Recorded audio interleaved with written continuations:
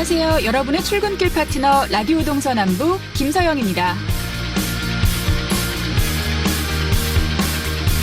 어제 하루 홍콩의 구의원 선거 결과를 기다리며 뉴스를 보신 분들도 계실 텐데요. 시위를 주도했던 범민주 진영이 압승을 거뒀습니다. 지난 일요일, 그러니까 24일 치러진 홍콩 구의원 선거에서 범민주 진영은 전체 452석 가운데 347석, 76.8%를 차지했습니다. 친중파 진영은 60석, 13.3%를 확보하는 데 그쳤죠. 나머지 45석은 중도파가 차지했습니다. 이에 따라 범민주 진영은 사상 최초로 홍콩 구의원 과반 의석을 차지하게 됐습니다. 홍콩의 민주화 요구 시위를 뉴스를 통해 보면서 1980년대에 우리나라 모습을 떠올리는 분들도 많으셨을 겁니다. 이런 감정이입으로 왠지 시위대 편을 들게 되는 분들도 많죠. 하지만 전문가들은 보다 냉정하고 객관적으로 봐야 한다고 말합니다. 우리의 국민적 정서는 폭력 진압을 반대하고 홍콩의 민주화를 응원하거나 혹은 그 반대의 의견을 표현하더라도 국가의 공식적 의견은 또 신중할 수밖에 없는데요.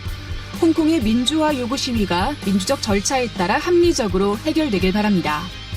11월 26일 화요일 라디오 동서남북 지금부터 시작합니다. 네, 라디오 동서남북 오늘도 아침 신문으로 시작합니다. 화요일의 뉴스 메신저죠. 강원일보 윤종현 기자와 전화로 연결돼 있습니다. 안녕하십니까? 네, 안녕하세요. 네, 첫 번째 소식은 조금 안타까운 소식이네요. 강원도 교육 얘기인데요. 지역 소멸 위기를 맞고 있는 도내 10개 시군의 학교 통폐합, 점점 속도가 빨라지고 있다고요? 네, 맞습니다. 지역 소멸 위기론이 대두되고 있는 강원도 내 10개 시군의 학교 통폐합이 갈수록 빨라지고 있습니다.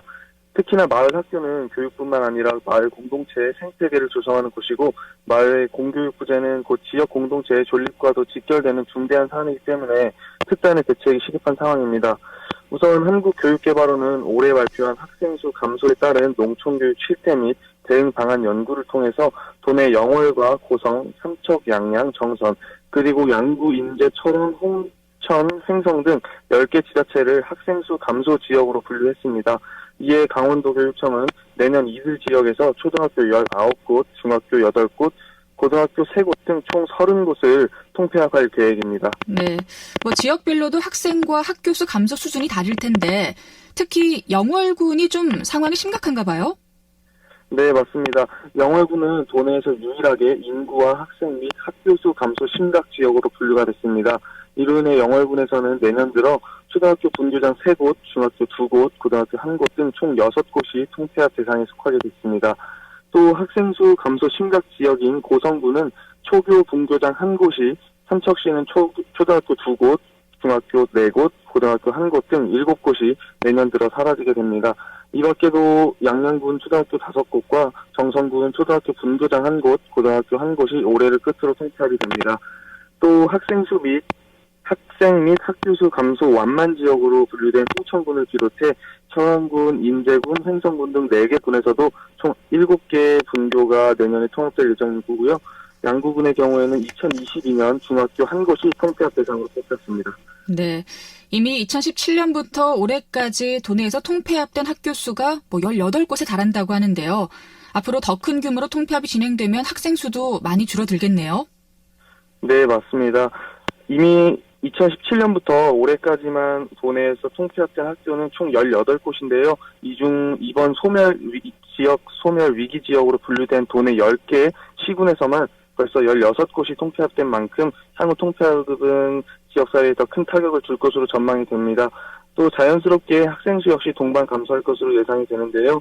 실제로 도교육청은 2024년까지 영월군 등 지역 소멸 위기를 맞고 있는 도내 10개 시군의 초중고 학생 수가 올해 대비해서 3천여 명 줄어들 것으로 예상하고 있습니다.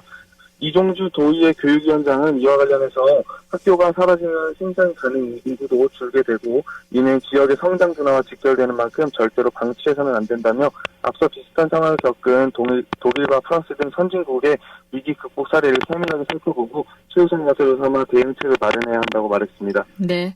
자, 그리고 두 번째 소식은 의료계 소식을 들어보겠습니다. 올해 연말에만 도내 주요 대학병원 내과 전공의 5명 중 3명 정도가 이제 진료 현장을 떠날 것으로 예상되고 있는데요. 이렇게 되면 좀 의료 공백이 생길까 봐 걱정이에요. 어떤가요?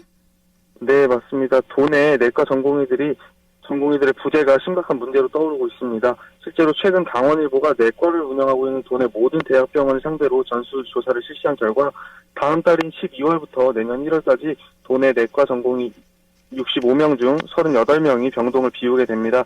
이에 1,600여 명 이상의 환자에 대한 진료 공백이 발생할 것으로 예상됐습니다. 네. 그럼 한 2달 사이에 이제 절반 이상의 이제 전공의가 떠나는 건데 이렇게 좀 갑작스럽게 내과의 공백이 이루어지는 이유가 뭔가요?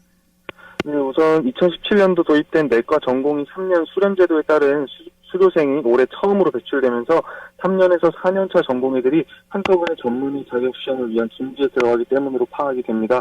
이와 함께 강원도 내 대학병원은 갈수록 전공의 지원자가 줄면서 인력난이 심화되고 있는 만큼 전공의들이 한꺼번에 시험 준비에 들어가게 되면 대체 인력을 확보하기도 어려운 상황으로 처하게 됩니다. 네. 이제 내과의 그 예상 변동치 상황도 좀 궁금한데요. 지역별로 좀 짚어주실까요? 네, 우선 강원도 내 유일의 상급 종합병원인 원주 세브란스 기독병원의 경우에는 내과 전문의 23명 중 14명이 자리를 비우게 되면서 이번 환자 관리와 교육에 비상이 걸리게 됩니다.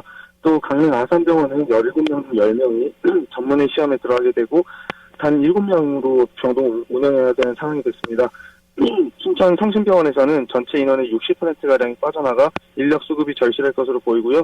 이 밖에도 강원대병원에서도 14명 중 절반에 해당하는 7명이 자리를 비울 예정입니다.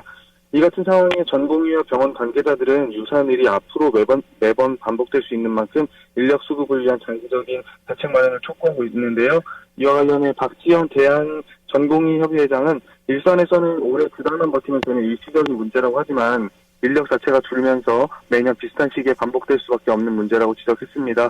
이어서 박 협의회장은 파트를 묶어 업무량을 늘리는 병동 당직제, 또 다른 희생양을 양산하는 교수 당직제, 응급실 내과 철수 등 진료부서 차원의 근시안적인 접근으로는 해결할 수 있는 문제가 아니기 때문에 정부와 병원, 학계 차원의 다각적이고 근본적인 해결책 마련이 필요하다고 주장했습니다. 네. 겨울철 내과면 특히 더 바쁠 것 같은데 조금 더 근본적인 해결책을 꼭 찾을 수 있기를 바랍니다. 자, 오늘 아침 신문 강원일보 윤종현 기자와 함께했습니다. 고맙습니다. 네, 감사합니다.